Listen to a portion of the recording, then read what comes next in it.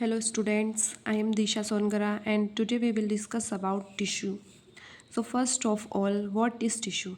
Tissue is a large number of same type of cell और क्या बोल सकते हैं हम it is a large group of same type of cell. ठीक है, बहुत सारे सेल मिलके क्या बना रहे हैं, एक टिश्यू बना रहे हैं. ठीक है, या फिर एक ग्रुप ऑफ सेल्स को हम क्या बोलते हैं, टिश्यू बोलते हैं.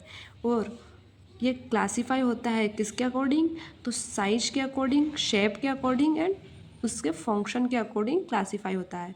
ठीक है, देन इसकी जो वर्किंग है वो एक कोऑर्डिनेशन के थ्रू के फॉर्म में होती है. मीन्स जो टिश्यू है वो कोऑर्डिनेट होते हैं आपस में और एक स्पेसिफिक फंक्शन को परफॉर्म करते हैं. ठीक है, जैसे आगे हम समझते हैं. जैसे एक सेल है, सेल तो वो क्या बना रहा है, टिश्यू बना रहा है. बहुत सारे सेल मिलके, देन बहुत सारे टिश्यू मिलके क्या बना रहे हैं, एक ऑर्गन बना रहे हैं. देन बहुत सारे ऑर्गन मिलके क्या बना रहे हैं, एक ऑर्गन सिस्टम. तो यहाँ पे अलग अलग ऑर्गन जैसे स्टमक हो गया, इंटेस्टाइन हो गए, ठीक है, पेनक्रियास हो गया, ये सब मिलके क्या कर रहे हैं, एक डाइजेशन के वर्क को परफॉर्म कर रहे हैं. ठीक है, तो एक स्पेसिफिक फंक्शन हो गया ना, उसी टाइप से अलग अलग टिश्यू एक स्पेसिफिक स्ट्रक्चर की हेल्प से एक स्पेसिफिक फंक्शन को परफॉर्म करते हैं. और बहुत सारे ऑर्गन सिस्टम मिलके क्या बना रहे हैं, एक ह्यूमन बॉडी को बना रहे हैं. ठीक है, देन एक ह्यूमन बॉडी वो मेनली 4 टाइप की टिश्यू से मिलके बनी होती है. Epithelial tissue, muscular tissue, nervous tissue and connective tissue. ठीक है, तो ये टिश्यू है इसमें क्या रहता है, एक तो ये सेल रहती है, लेकिन सेल को, 2 सेल को जॉइन करने के लिए भी तो कुछ चाहिए. तो इनके बीच में क्या होता है, इंटरस्टिशियल फ्लूइड या इंटरस्टिशियल स्पेस. ठीक है, तो इसका क्या वर्क होता है, तो जो सेल है, सेल का भी अपना एक मेटाबॉलिज्म होता है. ठीक है, वो एक अपनी मेटाबॉलिक प्रोसेस को करती है परफॉर्म. तो उसके भी कुछ वेस्ट मटेरियल निकलते होंगे, तो उसको भी तो बाहर करना पड़ेगा. जैसे उसे ऑक्सीजन की ज़रूरत होती है, तो ये क्या करते हैं, इंटरस्टिशियल फ्लूइड उसे ऑक्सीजन देते हैं. CO2 को वापस उसे रिलीज़ भी करना होता है, तो वापस इंटरस्टिशियल फ्लूइड CO2 को रिलीज़ करता है और उसे कहाँ तक पहुँचाता है, तो उसे लंग्स तक पहुँचाता है ताकि वो बाहर हो सके. ठीक है, तो इसमें सेल वो भी होता है और इंटरस्टिशियल फ्लूइड भी होता है. ठीक है, और ये दोनों मिलकर क्या बनाते हैं, टिश्यू बनाते हैं. तो सबसे पहले हम बात करते हैं एपिथेलियल टिश्यू की. ठीक है, तो एपिथेलियल टिश्यू हमें कहाँ देखने को मिलता है, होलो ऑर्गन्स में. ठीक है, या फिर जो होलो ऑर्गन्स की लाइंस होती है, उनकी कैविटीज़ होती है. ठीक है, उन पे होता है, या फिर ये बॉडी को कवर्स करता है. तो जैसे हम एक एग्जांपल लेते हैं, GIT. तो यहाँ पे भी क्या होता है, फूड का ट्रांसपोर्टेशन होता है, फूड डाइजेशन के लिए जाता है, स्टमक में जाता है, देन इंटेस्टाइन्स में जाता है. ठीक है, तो वो एक क्या हो गया, एक होलो पार्ट हो गया. ठीक है, तो वहाँ पे भी क्या होगा, एपिथेलियल टिश्यू होगा. एंड इसका मेन वर्क क्या होता है, सिक्रीशन का एंड एब्जॉर्प्शन का. ठीक है, एपिथेलियल टिश्यू का. तो इसमें भी और इसको आगे डिफ्रेंशिएट किया है. तो ये कितने टाइप्स का होता है, सिंपल एंड स्ट्रेटिफाइड. तो सिंपल में क्या होगा, जिसकी सिंगल लेयर्ड होगी, एंड स्ट्रेटिफाइड क्या है, जिसमें मल्टीपल लेयर्स होगी. तो फर्स्ट है हमारा सिंपल. सिंपल में क्या, सिंगल लेयर होती है, और ये मेनली किसके लिए रिस्पॉन्सिबल होता है, तो एब्जॉर्प्शन के लिए एंड सिक्रीशन के लिए. ठीक है, तो सिंपल को भी और इसको डिस्क्राइब किया गया है. तो इसमें फर्स्ट क्या है, squamous epithelium, then cuboidal epithelium and then columnar epithelium. ठीक है, तो फर्स्ट क्या है इसमें, स्क्वैमस एपिथेलियम. तो स्क्वैमस एपिथेलियम का स्ट्रक्चर किस टाइप से होता है, जिससे जो टाइल्स होती है हमारे यहाँ पे, तो वो कैसी एकदम पतली सी और चपटी सी होती है, उस टाइप से स्क्वैमस एपिथेलियम का स्ट्रक्चर होता है. ठीक है, और किस टाइप से होती है, तो ये इरेगुलर टाइप से होती है. इसको और क्या बोलते हैं हम, पेवमेंट एपिथेलियम. पेव मतलब कि वही टाइल्स लाइक, स्टोन्स लाइक. ठीक है, तो इसको क्या बोलते हैं हम, स्क्वैमस एपिथेलियम. देन इसमें क्या होता है, तो डिफ्यूज़न जो होता है वो इजीली परफॉर्म हो सकता है. जैसे एल्वियोलाई इसमें दिया है, एल्वियोलाई ऑफ लंग्स. तो जो एल्वियोलाई होती है उसका काम क्या होता है, तो उसमें का एक्सचेंज होता है उसमें, ये एल्वियोलाई है, ठीक है। तो यहाँ पे क्या होगा, एक्सचेंज होता है, किसका एक्सचेंज होता है, गैसेस का एक्सचेंज होता है। ऑक्सीजन होता है वो बॉडी के अंदर जाता है और जो CO2 होता है बॉडी के बाहर जाता है, ठीक है। तो यहाँ पे भी हमको किस टाइप की मेम्ब्रेन चाहिए, एकदम पतली सी मेम्ब्रेन चाहिए जिससे आसानी से गैस एक्सचेंज हो सके, डिफ्यूज़न आसानी से हो सके, ठीक है। तो यहाँ पे भी क्या होती है, स्क्वैमस एपिथेलियम या फिर ब्लड वेसल्स, लिम्फ वेसल्स, यहाँ पे भी क्या होते हैं, स्क्वैमस एपिथेलियम। यहाँ पे भी जो गैसेस होती है उनको भी ट्रांसपोर्ट करना रहता है ब्लड वेसल से, लिम्फ वेसल से। तो उसके लिए भी क्या चाहिए हमको, एकदम पतली मेम्ब्रेन चाहिए। या फिर कलेक्टिंग डक्ट ऑफ नेफ्रॉन, यहाँ पे भी रीएब्जॉर्प्शन होता है किसका, वाटर का। तो यहाँ पे भी किस टाइप की लेयर होती है, तो स्क्वामस एपिथेलियम की लेयर होती है। या फिर हार्ट के इंडोकार्डियम में, तो हार्ट में भी लेयर्स होती है, इंडोकार्डियम, मायोकार्डियम, एपिकार्डियम, ठीक है। तो हार्ट में इंडोकार्डियम में कौन सी लेयर होती है, तो स्क्वामस एपिथेलियम की लेयर होती है, ठीक है। देन क्यूबॉइडल, तो क्यूबॉइडल का तो नाम से ही समझ में आ रहा है कि इसका कैसा शेप होगा, क्यूब लाइक शेप होगा, ठीक है। और ये आपस में कैसे फिट होंगे, तो क्लोजली फिट होंगे। जैसे इसमें जो इंटरस्टिशियल फ्लूइड है उसकी जो स्पेस है वो बहुत ही कम होगी, ठीक है। ये आपस में बहुत ज़्यादा क्लोजली फिट रहेंगे, ठीक है। और इसका जो न्यूक्लियस है वो कहाँ पे होगा, तो सेंट्रल पार्ट में होगा, सेंट्रल न्यूक्लियस होगा इसमें क्यूबॉइडल एपिथेलियम में, ठीक है। तो क्यूबॉइडल एपिथेलियम कहाँ मिलता है, तो walls of kidney, PCT and other tubular parts, means जो किडनी की वॉल्स होती है, जैसे पीसीटी की बात करी है इसमें, है ना। तो पीसीटी में भी क्या होते हैं, तो उसमें भी विलाई होते हैं, किसके लिए। देन क्यूबॉइडल एपिथेलियम कहाँ प्रेजेंट होता है, तो walls of kidney, PCT and other tubular part. जैसे पीसीटी में भी क्या होता है, विलाई होते हैं। तो वो क्या करते हैं, तो उनका क्या क्या रोल रहता है, तो वो सरफेस एरिया को इंक्रीज़ करते हैं, ठीक है। सरफेस एरिया को इंक्रीज़ क्यों करते हैं, ताकि वहाँ पे ज़्यादा रीअब्जॉर्प्शन हो सके, किसका, इलेक्ट्रोलाइट्स का, न्यूट्रिएंट्स का, वाटर का, ठीक है। जिससे वाटर लॉस ना हो या फिर इलेक्ट्रोलाइट वो लॉस ना हो, ठीक है।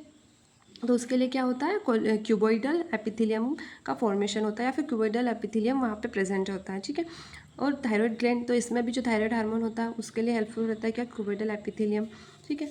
तो इसमें मेन फंक्शन क्या होता है इसका, एब्जॉर्प्शन एंड सिक्रीशन, ठीक है। प्रॉपरली एब्जॉर्प्शन होता है किसका, लार्ज नंबर ऑफ वाटर का, और सिक्रीशन होता है किसका, तो यूरिया का, जो वेस्ट मटेरियल, वेस्ट प्रोडक्ट होता है उसका क्या हो जाता है, सिक्रीशन हो जाता है, ठीक है। देन नेक्स्ट क्या है, कॉल्यूमनार एपिथेलियम। तो कॉल्यूमनार से, कॉलम से ही क्या समझ में आ रहा है, कॉल्यूमनार से कि इसमें कॉलम लाइक स्ट्रक्चर है, ठीक है। तो इसका स्ट्रक्चर किस टाइप से, कॉलम लाइक, ठीक है। और इसमें जो न्यूक्लियस है वो कहाँ पे है, तो बेस में है, तो बेसल न्यूक्लियस, ठीक है। देन कॉल्यूमनार एपिथेलियम कहाँ प्रेजेंट होता है, तो lining of stomach, then small intestine, in microvilli. जैसे माइक्रोविलाई में ये जो होते हैं इनमें भी ये कॉलम लाइक होते हैं। तो उससे क्या होता है कि इसको ज़्यादा सरफेस एरिया मिल जाता है। उससे क्या होगा, जो न्यूट्रिशन है वो प्रॉपरली एब्जॉर्ब होगा, जो न्यूट्रिएंट्स है डाइजेशन के बाद, ठीक है। तो प्रॉपरली एब्जॉर्प्शन होगा। फिर जो मॉडिफिकेशन होता है किसका, कॉल्यूमनार और क्यूबॉइडल का, ठीक है। तो उससे क्या बन रहा है, फेलोपियन ट्यूब्स। तो ये क्या, इसमें क्या हो रहा है, तो इसमें सीलिया बन रहा है, ठीक है। किसमें, फेलोपियन ट्यूब्स में, रेस्पिरेटरी ट्रैक में। तो जैसे फेलोपियन ट्यूब है ये, है ना, ये ओवरी है। तो यहाँ पे क्या होगा, ये इनफंड्यूबुलम से, इनफंड्यूबुलम है, ठीक है। तो यहाँ पे क्या होगा, जो ये ओवा है, तो ओवा को भी तो ट्रांसपोर्ट करना पड़ेगा, उसको भी आगे जाना होगा फर्टिलाइजेशन के लिए। तो उसकी कौन हेल्प करेगा, सीलिया हेल्प करेंगे, ठीक है। जो ये सीलिया है उसको आगे पुश करेंगे ताकि वो फर्टिलाइजेशन के लिए आगे जा सके। जैसे ही रेस्पिरेटरी ट्रैक्ट में मान लो अगर कुछ डस्ट वगैरह आ गया तो क्या होता है, हमें स्नीजिंग होती है, ठीक है। तो वो भी किसके लिए होती है, किसके कारण होती है, सीलिएटेड एपिथेलियम के कारण, ठीक है। देन फिर एक हमारा फर्स्ट वाला क्या था, हमारा सिंपल। देन ये क्या है, अब स्ट्रेटिफाइड एपिथेलियम। इसको और क्या बोलते हैं, कंपाउंड एपिथेलियम भी बोलते हैं, ठीक है। इसमें क्या होती है, तो इसमें मल्टी लेयर होती है। सिंपल वाले में सिंगल लेयर होती है और स्ट्रेटिफाइड या फिर कंपाउंड एपिथेलियम में क्या होती है, मल्टीपल लेयर, ठीक है। अब ये क्या करता है, तो protect underlying structure from mechanical wear and tear, ठीक है। तो ये किस टाइप से प्रोटेक्ट करता है, वियर एंड टियर। इसमें भी दो टाइप्स होते हैं, फर्स्ट क्या, keratinised and second non keratinised. तो कैरेटिनाइज्ड का मतलब क्या है कि इसके अंदर कौन सा प्रोटीन है, कैरेटिन प्रोटीन होता है। जैसे स्किन हो गए, हेयर्स हो गए, नेल्स हो गए, इनका वर्क क्या रहता है, तो ये जो एक वाटर प्रूफ प्रोटेक्टिंग लेयर होते हैं, ठीक है। जैसे हमारी स्किन पे तो पानी जो रहता है तो वो हमारी जो स्किन को पार करके अंदर तो चले नहीं जाता है, ठीक है, इसलिए इसको क्या बोला है, वाटर प्रूफ बोला है, ठीक है। तो हमारे हेयर्स में, नेल्स में, इनमें क्या होता है, केराटिन होता है, प्रोटीन, जिससे क्या होता है, प्रोटेक्शन होती है। Then non keratinized epithelium, non keratinized epithelium का वर्क क्या होता है, तो जो ये सरफेस है हमारी, उसको ड्राई नहीं होने देता है। जैसे कंजक्टिविटा ऑफ आइज़, जैसे आइज़ में हम अगर ऐसा कुछ एलर्जी लगे या फिर जैसे डस्ट वगैरह चले जाती है तो कैसे हमें तुरंत आंसू आ जाते हैं, तो वो क्या, आंसू आना, तो आंसू से क्या है कि वो एक जो नॉन केराटिनाइज्ड एपिथेलियम है वो उसको एक प्रोटेक्शन प्रोवाइड कर रहा है। जैसे लाइनिंग ऑफ माउथ, तो हमारे माउथ में भी कभी भी वो ड्राई नहीं होता है, क्यों, सलाइवा के कारण, तो वो भी क्या है, नॉन केराटिनाइज्ड एपिथेलियम के कारण वो सलाइवा सिक्रेट कर देता है। देन इज़ोफेगस में भी जो फूड ट्रांसपोर्ट होता है तो वो भी पूरा अच्छे से हो पाता है, किसके कारण से, तो नॉन केराटिनाइज्ड एपिथेलियम के कारण, ऐसे ही वेजिना में है ना। फिर देन नेक्स्ट क्या है, तो मस्कुलर टिश्यू, ठीक है, तो वो हमारा जो एपिथेलियम टिश्यू वो ख़त्म हो गया, ठीक है। देन नेक्स्ट हमने क्या देखा था, मस्कुलर टिश्यू, ठीक है। तो मस्कुलर टिश्यू क्या होता है, इसका मेन वर्क क्या होता है, तो कॉन्ट्रैक्ट एंड रिलैक्स, ठीक है। जैसे जो हम लोकोमोशन हो रहा है हमारा या फिर मूवमेंट हो रहा है, ठीक है, तो उसमें क्या है कि कौन सी टिश्यू उसमें अपना वर्क कर रही है, ठीक है, तो मस्कुलर टिश्यू का रोल होता है। तो इसमें भी ये अलग अलग टाइप से डिवीज़न हुआ है इनका।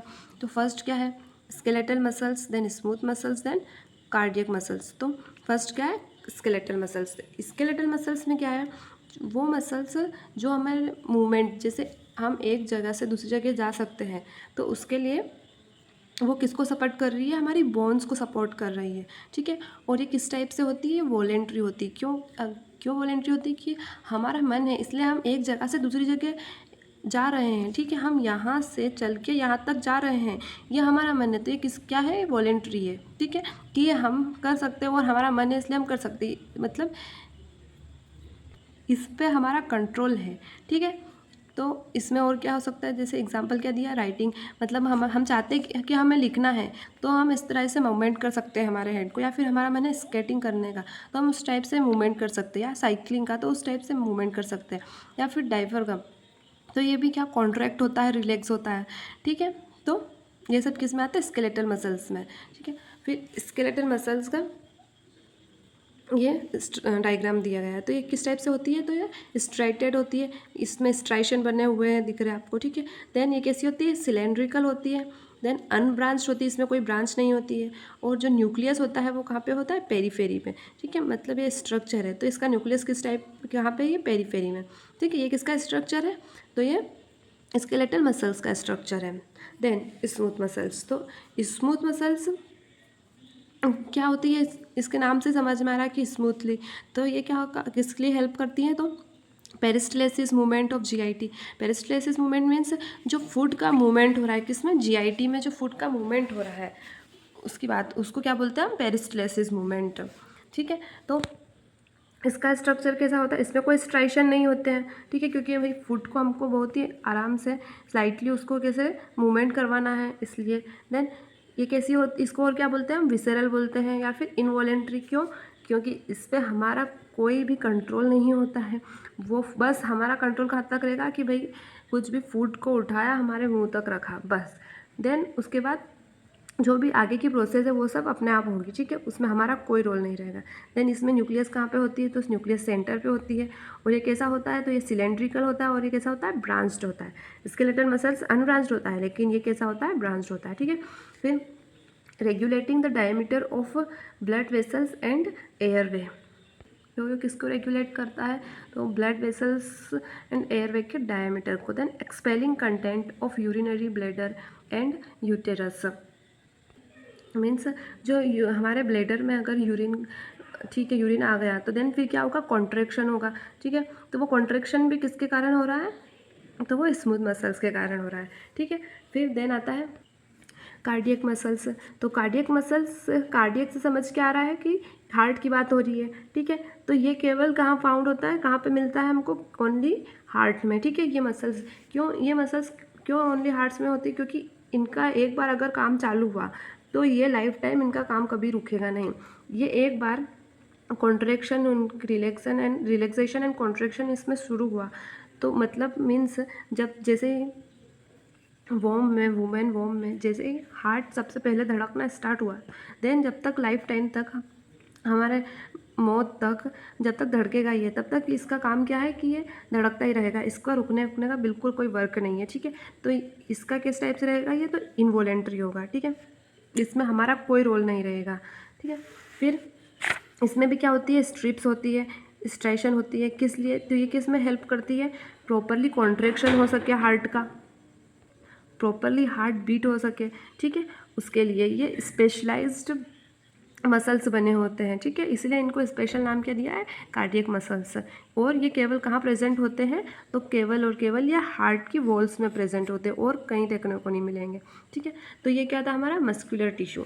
आज हमने क्या देख लिया है, मस्कुलर देख लिया है, muscular tissue and epithelium tissue, ठीक है। एंड नेक्स्ट क्लास में हम क्या देखने वाले हैं अब, तो nervous tissue and connective tissue, ठीक है।